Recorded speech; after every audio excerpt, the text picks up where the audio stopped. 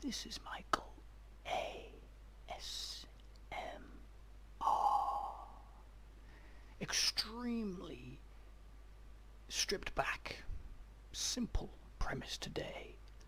We're going to keep attention on each other. We're going to keep the attention. What does that mean? What does that mean, Michael ASMR? If that in fact is your surname. It basically means we're just going to be here. Just with each other. Just having the attention with each other. A bit of rambles, some clicks every now and then, and just a little more eye contact than usual. Make it a little more uncomfortable. And see what I can ramble about for as long as we feel like. Okay, let's enjoy this. Alright. Now, so one of the main functions of ASMR is that attention that we pay. It's not just a form of relaxation, and it's not, despite some of the excellent role plays and high production value videos out there, it's not just a play, it's not just a piece, theatre, TV, streaming. It's not just that. We need that balance of relaxation with attention grabbing. And it seems like, as per I guess the psychology of it, that if we have quite a bit of eye contact, including with my large eyes, we can help keep more of that attention, which can then seemingly, speaking from my own experience as well, relax us. That's the great power of ASMR, that blend, relaxing, but also keeping that focus, keeping that attention. Pay attention. That seems to be a buzz phrase, pay attention.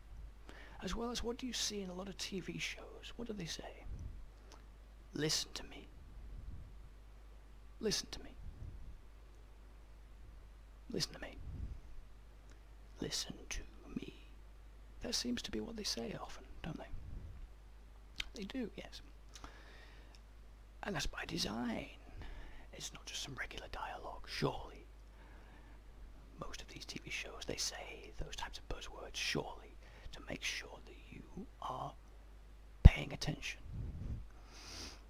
Let's think of other devices that might be employed to keep the attention. Quick little movements, quick little changes. Cutting the eye contact, looking away and then looking back. Changing how far away we might be. Mixing things up. Making things a little awkward again, like I said before.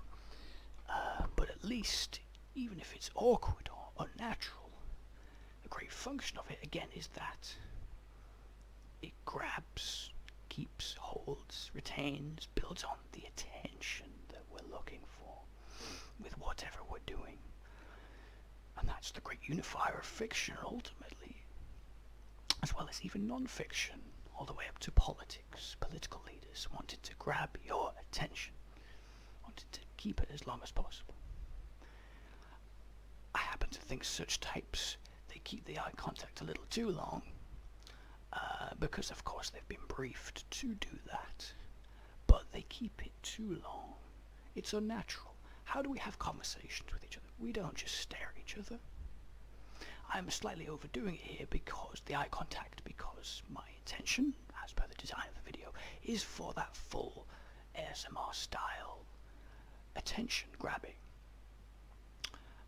As per what we're specifically going for here, the attention with relaxation. But when you're just having regular conversations, you don't just stare at each other. Even if you like each other and you're paying attention, your eyes dart around, you think of things, you scratch, you readjust yourself, you move around.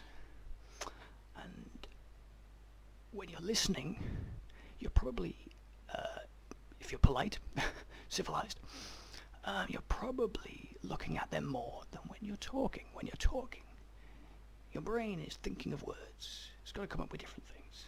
And so your eyes will reflect what your brain is doing. And so your mental processes will mean that your eyes will dart around, will look for, search for words in this multifaceted sort of filing cabinet kind of system that is our brain. And so we can't just look at the one thing and seem like a human at the same time. Maybe AI will be able to do that in the future, but for humans we look around and we dart around, and our energies go up and down the way that we communicate. So attention and communication is quite the multifaceted thing. And yes, I do think deeply about all kinds of things, including this. At least today, hence why I'm making this video. I thought it would be pertinent to ASMR to maybe have a bit of a ramble about attention, specifically for ASMR. Because that's the heart of what we're doing here, isn't it? This attention. Just get my full big head in. And so we just every now and then we just rudely click in our face. How about that? Again, you don't do that in conversation. Hopefully you don't even do it with waiters these days, right? The wait staff. Click, click, clap, clap, chop, chop, come on. Wait hand on foot on my privileged self. Hopefully you're not doing too much of that these days. But again, for our ASMR purposes, a bit of a click, maybe even a double click, might just help grab our attention, both of our attention. Because the attention of both ways, there's the underrated element of ASMR and ASMR content. It's not all about you, viewer. I hate to break it to you. It is also about the creator and their proclivities, their mood, their motivations, what they're looking for, what they're doing. You'll find, of course, most will be cutting. I'm going to try to do all this whole video without a single cut. It's a fun challenge. There's part of why I'm doing it. It's a fun challenge in itself to see just how much you can pack in one go and see where your brain goes, because I do value that stream of consciousness. Find out what's going on with your brain. See where it wants to take you. See what you know, what you think you know. See what you're merely speculating about. Because your subconscious brain, as they say, and as I would analyse and agree with myself, seems to be the more powerful aspect of our brains. That subconscious, or some might term it unconscious brain, or as we might even term it, the mind. And that mind, the overseeing, overarching, always switched on no matter what we're doing consciously. We might be very sleepy, we might be turned off, we might be in a bad mood, in an angry mood, whatever, happy mood, fun mood, people might be drugged up, but our subconscious brain is always there. It's always with an angel, a demon, a bored, a clever, a humorous entity on our shoulders, over us, around us, through us. Our subconscious is there, always working, never switched off. When we're asleep, it's there, it's working, it's giving us dreams, it's giving us nightmares, it's processing information, it's dealing with things, it's ready and alert for if things happen on the outside and your conscious, knocked out self doesn't know. Your mind can wake you up like that and put you into action. You might need to do something straight away. Maybe you're falling from a tree, like in the old days of when we were in trees. And then, you have that little fall. Your mind can look to save you all the way to its primitive state of, like I said, in trees.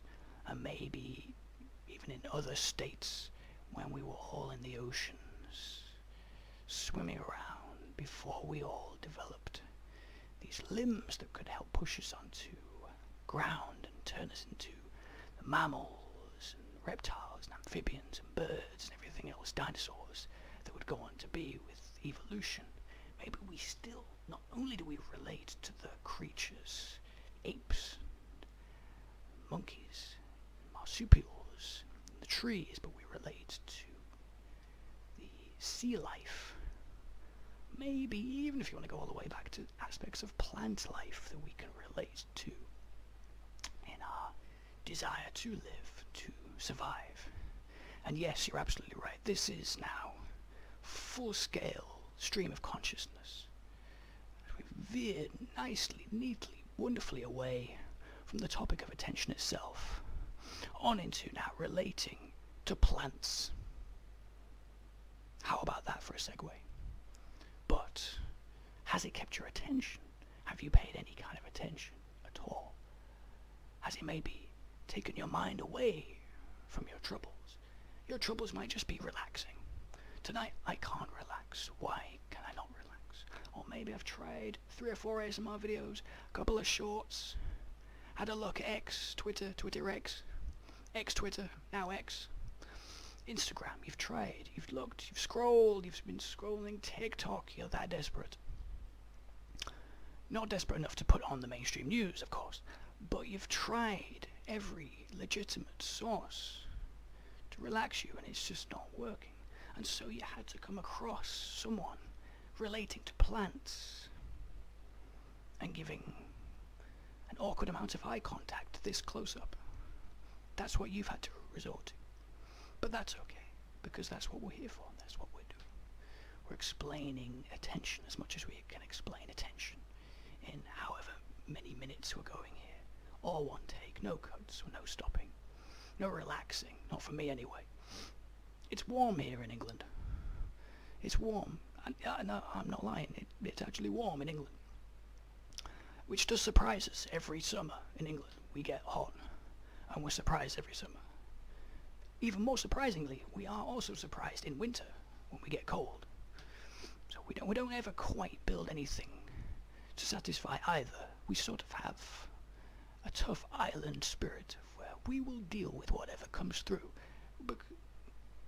as per the way that we deal with it.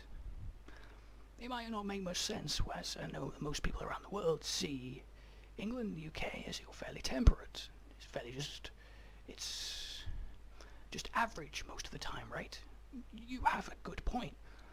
But then, in our defense, due to it being average temperature, grey skies most of the time, think of when we do get warmth, heat, cold, snow.